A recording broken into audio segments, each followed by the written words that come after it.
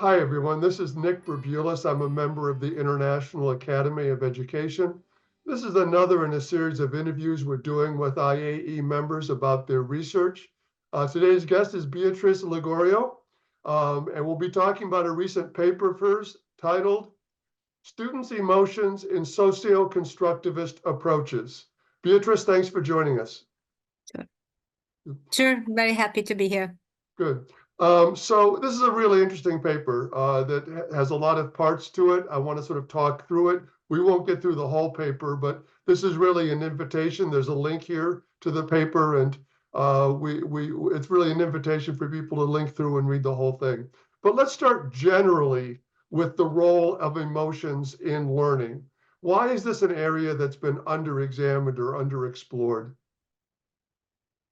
Well, I would say the most immediate answer is that because it's difficult to inquiry, to study it, because emotions are, there are so many categorization and so many classifications about emotion. Nevertheless, at least my feeling is that it's never enough to really cover, the such large array of emotions that humans can feel. And education and educational context in general are very rich in this sense. A student may feel all kinds of emotion, from very negative, such as frustration or conflict, to very positive. If you think about how you might feel when you really learn something, that you have this feeling that something is really part of yourself. And this is another reason, because the learning in general, but in particular the emotional dimensional learning, is something that is going to impact the way we are, the way we think ourselves in the future. What normally happen in educational context is a constant projection in the future. So you learn something now and you will use it. It will be you will understand better later on. And so this continuously projecting in the future, it has a big emotional impact. So it's difficult because of that, because it's not just neurological, it's not just a physical reaction. It's also cognitive process, involves also cognitive process, and it's really embedded in the context, because we learn emotion. I mean, it's not we're born with a set of emotion, but this is not doesn't cover the human experience. We constantly learn a new emotion according to the new situation that we face. Yeah, that's really interesting. Let's drill down into this topic just a little bit more. So the way you've talked about emotion here is largely connected to, I'll say, motivational factors.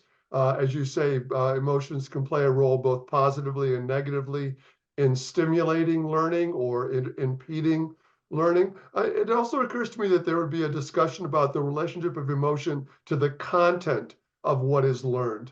Can you say a little bit more about that as well? Yeah, this is a very interesting topic, and I'm sure that there is a need of more research in that, because usually there are certain type of contact that are usually connotated, strongly connotated emotionally. Let's think, for example, about math. Usually, there is a sort of spontaneous reaction, and if you look carefully to this type of situation, then you realize that most of the time is also, for example, gender biased, based. So most of the time girls are less attracted by maths, and there is a stereotype. Maybe it's also true that this is happening, and it's not clear how this is, let's say, biological, natural, or how much it is influenced by the context. And certain content, certain type of matters in school are given for granted, that they are emotionally charged. Math, science, for example. Others are more neutral, because they are more connected to everyday, more obviously connected to everyday experience. Also, math is very much connected to that, but it's not always obvious. We think of math and we think, the event when you go shopping and then you have to pay something, but it's not only that. And the math covers all kinds of human experience, everyday experience. So this is also something really interesting that it will need more research on that. I didn't do research specifically on specific context, but my main intention, my main research question, let's say, in this paper was to see whether the typical emotion that are recognized as typical experience in school, we can claim that still it is like that when we implement a social constructive approach, which is, very different from the traditional approach. Do you still have the same emotion? Students still experience the same emotion? This was my question in that paper. Absolutely. And we're going to get to the notion of emotion, the role of emotion specifically in socio-constructivist learning in just a minute. But there's one more thing I want to ask you about before we get to that. By the way, there's another video on this YouTube channel that's on math anxiety for people who are specifically interested in that particular topic. It's another video in this series. One of the ways in which there has been a greater focus on emotion is what's called, in the United States at least, socio-emotional learning, SEL. It's called different things in other countries. But there does seem to be a resurgence of interest in, generally speaking, the role of emotion in learning and the role of learning emotions, learning about emotions and how to deal with certain emotions, both in specifically the learning context, but in other social and developmental contexts as well. Do you want to speak a little bit? You talk about this a little bit in the paper. You want to speak to SEL? Yeah, this is a useful stream of research. It's been recently became more consistent. There is more research. There is more focus on that, and I think, in my opinion, is contributing enormously to the understanding, to the comprehension, because there was a sort of how to say, sort of implicit idea that emotion are anyhow connected with something that is we born with. But this approach is also showing that there are many emotions that we learn along the way that they depend on the context, on the social interaction. It's not something that we have, when we're born and we already have it, but it's something that is changing and is depending on on the social dimension, which is interesting. If you think nowadays there is also a big debate also in neuroscience, so it's interesting to look at these two different ways of looking at emotion. From one side, searching for the how do you say, the corresponding happening in the brain, and at the same time there is a new stream, this stream of research that is looking at emotion into the context, into the social relationship, into the social dimension. So at some point, I think there will be a need to combine those two things and to have a more comprehensive theoretical approach to learning, especially learning into, let's say, situated learning in a way. I think you're right about that. So this now is a bridge into the main topic of the paper, which is the role of emotion specifically in socio-constructivist learning. You talk about 5 specific emotions. We'll get to those in a second. But just given what you just said, given the social nature of socio-constructivist learning, it seems pretty clear that emotions are going to play an important role in that context, partly because it is a social context. Do you want to say more about that? Sure. We looked specifically in educational situation where a social constructive approach was clear, was obvious, because sometimes the way it is applied in educational context is somehow difficult. Even if it is declared that this social constructive is, sometimes it's difficult to really get away from more traditional lecturing and expecting the student to learn in an individual situation, and maybe then you report what you learn in a social situation. We looked at the educational context where the main object was to have students building something. So really they had to be involved in a constructive process, building something not only with the peers into the classroom, but also interacting with agency and other agents, let's say, outside the classroom. So they had to interact with also companies or museum, for example, other contexts that are, outside the classroom. So they had to build something for subjects that are outside the classroom, and they had to build with them. So it was a very innovative in that sense. And what we found that, there are certain emotions that are not so obvious in the educational context. For example, one of them that I found it interesting, it's the fluidity of the emotion. Emotion is not always the same, in this type of situation, depending on the phase of the constructive process, the emotion changes. Student might be worried, scared, preoccupied at the beginning because they are doing something new. And, and we wonder if this type of educational style would be more consolidated, more common, this phase will be still there. I mean, they're still, because it's connected to the fact that the students are doing something completely new, different from their usual situation. So when this will become usual, this phase, emotional phase, will still be there. We don't know yet because, you have to look at this situation in a long time.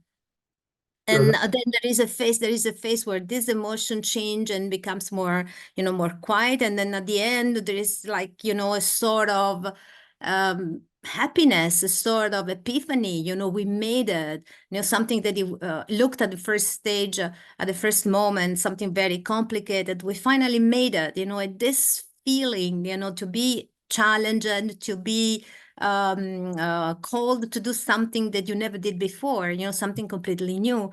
It's a sort of new emotion as well, a new way of looking at the emotion, and a way to and a way also to express it, because it's a mix of many things, and students not always know how to express it in that situation. When you have frustration, for example, for something that you feel it's complex, but you still want to do it, and maybe your peers and the teacher are, encouraging you. How, what it is exactly the kind of emotion. It's not just frustration. It's a frustration, but with a social support. So it changes a little bit, has a different nuance between, comparing with the situation of the student is facing singularly, individually, a task that it feels difficult for them, for the student. Yeah, thank you for that. And this is the first of the 5 emotional areas you focus on in the paper, the issue of emotion and fluidity. It occurs to me that this maybe has some connections with Zizamali's notion of flow. It occurs to me there might be a connection there as well. Might be, yeah. So the second topic you talk about is the sort of the emotional element of discovering new parts of yourself or new capabilities in yourself. Can you say a little bit more about that second topic? This is so exciting, I think. When I realized this focus, I felt, well, this is exactly what education should do, should give the opportunity to the student to think of themselves in a way that they never thought before, they never did before, just because of this continuous projection in the future.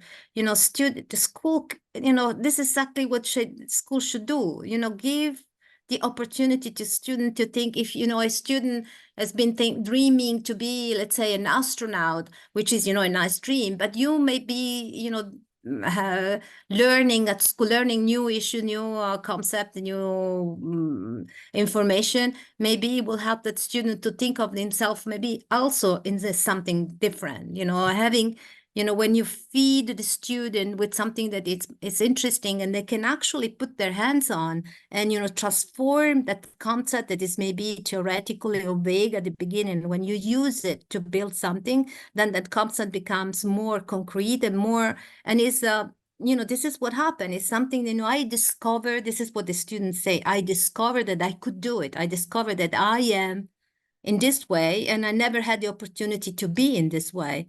This is something that we notice, it especially in the situation where the role play was implemented. So students have the opportunity, for example, to act as a leader or as a observer or as a responsible for something. Role can be defined in a different way. They are not specific. There is no specific list of rules that can be assigned to students. So it can be anything. And then covering that rule, students feel that, I can be a different person. I can add something new to all the opportunity, all the possibility that I have for myself, and which is something that I was really excited when I realized, when I focused this into the data, looking at the data that student had reported this feeling, I thought was something really exciting, and every teacher would be happy to hear, to have this feeling, to hear this from their students.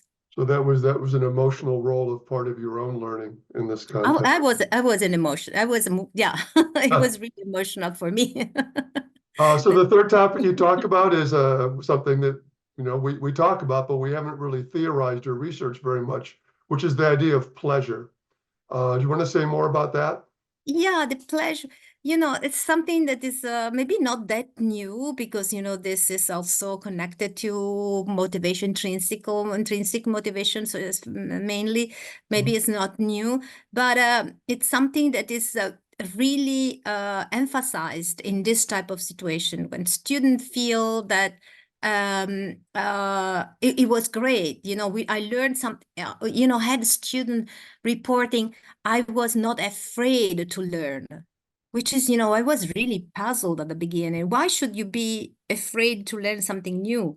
It's something really strange, because it means mostly for the student, I work a lot with also student in very difficult social context, schools with difficulties, or professional vocational school that in Italy, at least in my context, are considered to be the school where, nobody wants really to study, the school for those that are not really interested in learning. And having this kind of report, and, it was great to learn this. I felt, it was a pleasure, to learn this new information.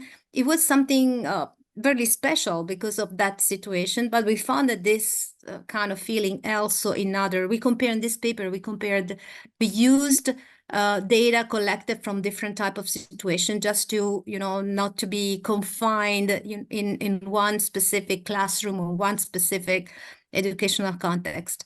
So this was those feelings, those emotions are across different contexts and student different age as well. So this is something that should be more in the foreground. That of course, if you connect it to motivation, it's more easily appreciated, this type of emotion. But it's something that should be more in the foreground, especially in those situations, those contexts with students that having difficulties, that are not considered to be the best student in the world, or the best classroom, or the best school in the world. So in that case, it should be more, I think it should be more stressed that learning is nice. Learning something new gives you a good feeling, which is not always the case, I think. But when is, incorporated in this type of educational strategy, it happens. It happens in a more in a quite natural way. I mean, doesn't need to be fostered by the teacher or by the researcher. Students spontaneously say that it was fun, it was interesting, that I felt that I didn't want to stop doing whatever I was doing. I wanted to continue because it was nice. It's the same thing that they learn. Student, young people, or everyone feels, when you're doing something nice, something that is, within your passions, let's say. I have to say, I think that this is something that I almost want to believe is natural in young people, the pleasure of learning. And I have to say that sometimes I fear that attending school students start with that, and many of them lose that over time, That's right. because of Yeah. experiences that they're having in school and maybe in other places as well. It's true. It's Um, true. One of the reasons they lose it is mainly connected to assessment. mhm, This is not a big focus in the paper, but we had this within, let's say, within the data, we found that whenever having this stuff, having a project in the classroom that you have to build something, assessment is not so crucial, because what the teacher does is the assessment of the object that you are building. mhm, Through the object, of course, the teacher can understand what the person that the building that object knows. Let's say we look at a painting of Van Gogh, for example, and we know we can guess, we can infer what Van Gogh knew about painting. mhm, How did he, what kind of technique and what kind of style. So it's that more or less, and we are not judging Van Gogh itself. We are judging first the object, and then from the object we can infer competencies and the knowledge that the author of that object has. And this is making learning more pleasant, because mhm, I don't feel, as a student, I don't feel I'm assessed all the time and there is a judgment on me, but it's on the object. mhm. Of course, the object is part of me at some point, but it's somehow this makes how do you say, the assessment less stressing. Yeah, that's a nice Mhm. point. I'm far from an art expert, but it occurs to me that Van Gogh is also one of the artists, at least for me, for whom his emotional relationship to the object that he's painting Of is course. quite clear in his painting in a way that maybe it isn't quite so foregrounded with other artists. You feel his emotional reaction to, which is not always, well, I'll just say, not always even a positive one, to the thing that he's representing. Of course. Yeah, yeah. Of course. Okay, the fourth topic, especially important in social contexts of learning, is our emotional reaction to and relationship with the other members of the group with whom we're Yeah. learning. Do you want to say a little bit more about that? Yeah, yeah.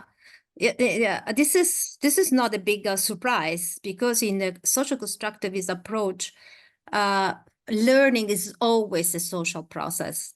I mean, not always. There are also, it's possible, of course, there are moments that the student it's by himself or self looking at learning, reading a book or looking at something online, that is doing some individual activity. But even individual activities are always meant for the group. I learn something because I have to report this within the group. I learn something because the group needs it, and so I will go back to the group and tell them. In this way, learning is somehow more authentic, because it's not, most of the time in more traditional approach, students learn because they have to report to the teacher and have a grade or something, or a comment, something, a feedback. In this case, the assessment is postponed. It's not directly, I learn something and then I refer to the teacher and see, what the teacher thinks of it. But it's, reported to the group and see what the group do it with that. And then we see the teacher, how the teacher assess value, the total effort that the group is doing. So even individual learning is thought and organized in a way that is supporting the group. And this is something that it makes the feeling toward the group totally different. We had students that would report things like, I never thought that studying in a group or working in a group would be a moment where I could learn something. Mhm, There is a of course there's a lot of tradition of group work in the classroom, but most of the time is in the classroom. So when you assign the task at home, they're always mainly individually, or the organization of the group is not that strong. If you think for example, a technique like the jigsaw or like the role playing, where the groups are really structured, and there is a very it's not just you organize a group, well, discuss or compare your ideas, but you have more organization within the group. So there is a real interdependence between the members of the group. I do something because the other people need it. It's not just because it's my task. If I don't do it, the rest of the group will be penalized. So I have to do it. And this feeling that the group is an organism, it becomes an organism that includes me, but it's something that is over me. I don't know if I say this correctly, but it's, you know, I have the feeling that I belong to a bigger organism. I am just a part of it. That, of course, this organism is working, is functioning because I contribute to that. But this itself, the group, it's something, you know, that has a life by itself.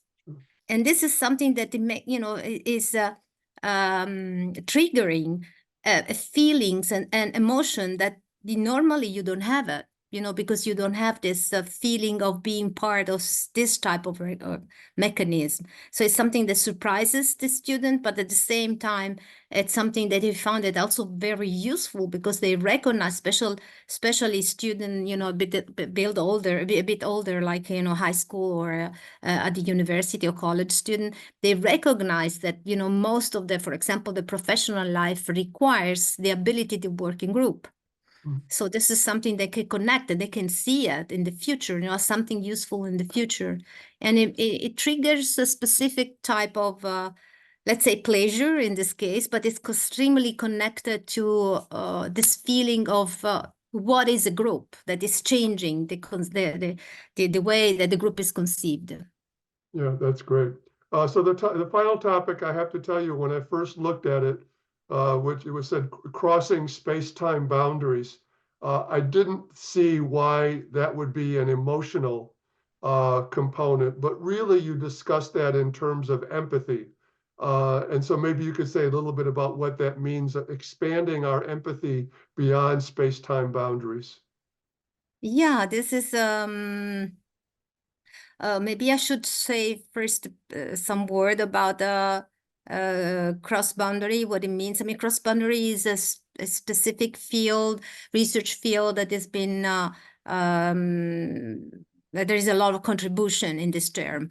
And the idea is that especially when you build something, for example, with and for an external agent, then you have to cross the boundary. You have to go out of your classroom and then back into your classroom.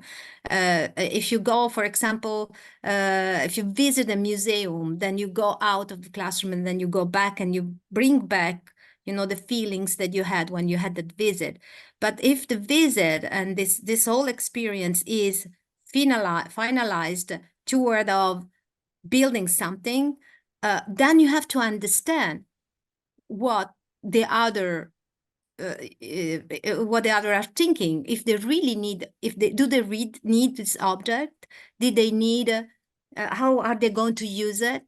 You know, would it have the same value that it has for me? So I need to understand the other partners, let's say, that are involved in this project, and this means that I have to, you know, be in their shoes, trying to be in their shoes. In this sense, it's an empathy. In the paper, I talk about this experience of schools that are involved in this museum that is built in a place where the partisans were hiding during the Second World War.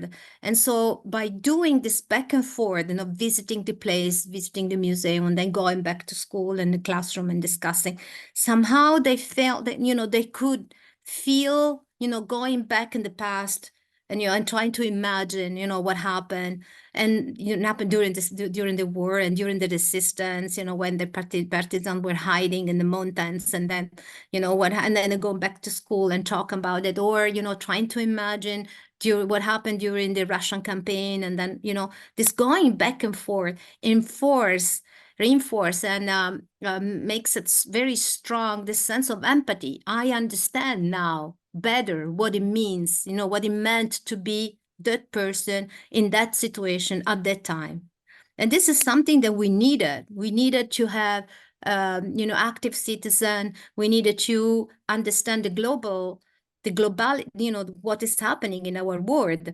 not only now, but also in the past, and maybe also will help also on trying to understand, to anticipate the future, try to imagine what is going to happen in the future.